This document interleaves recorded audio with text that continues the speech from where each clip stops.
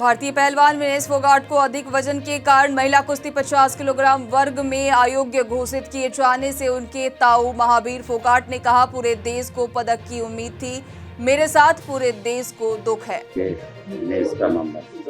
देखिए कुछ कहने के लिए कुछ बचा नहीं मेरे पास। जो आज थी सारे देश की थी गोल्ड मेडल पर, और नजदीक जाके वो तो डिस्क्वालीफाई हो गई। मैं तो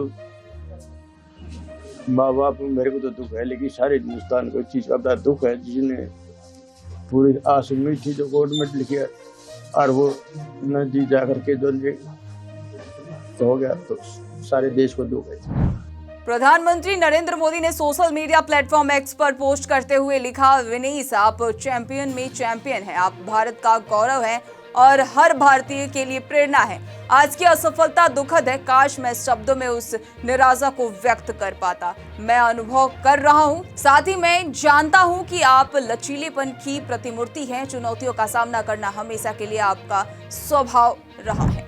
बांग्लादेश के राजनीतिक संकट पर असम के मुख्यमंत्री हेमंत बिस्वा शर्मा ने कहा, बांग्लादेश में जो घटना घटी है वो हमारे लिए 2 कारणों से चिंतनीय है।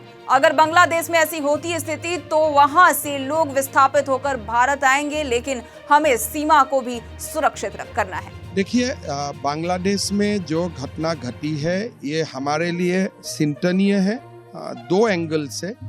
एक तो अगर बांग्लादेश में ऐसा अशांति चले रहे तो कोई लोग भारत में आने के लिए उद्ग्रीव होगा, तो हमें सीमा को भी सुरक्षित करना है।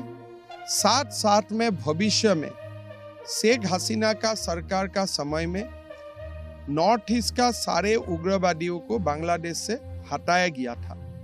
हमारे लिए ये एक चिंता का विषय बना रहेगा कि दोबारा बांग्लादेश में नॉर्थ ईस्ट का उग्रवादियों का एक घाटी ना बने।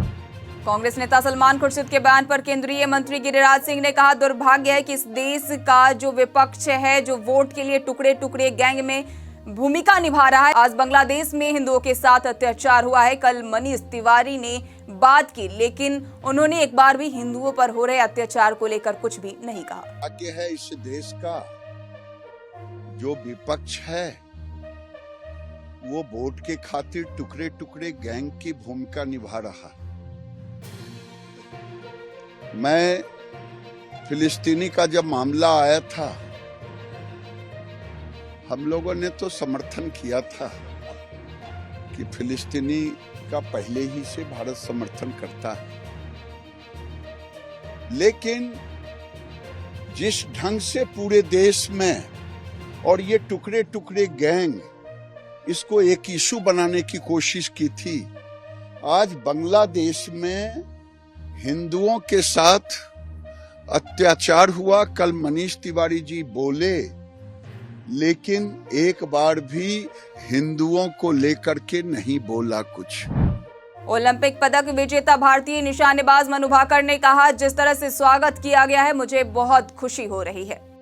बहुत खुशी हो रही है। जिस तरीके का स्वागत किया गया एयरपोर्ट पे भी और यहाँ होटल में भी, लीला पैलेस, मुझे बेहद खुशी है कि लोगों से इतना सारा प्यार मिल रहा है और इतना सपोर्ट कर रहे हैं। और मैं उम्मीद करती हूँ कि आगे भी ये यूं ही बरकरार रहेगा। मैं भी यूं ही मेहनत करती रहूँगी और अपना बेस्ट देती रहूँगी।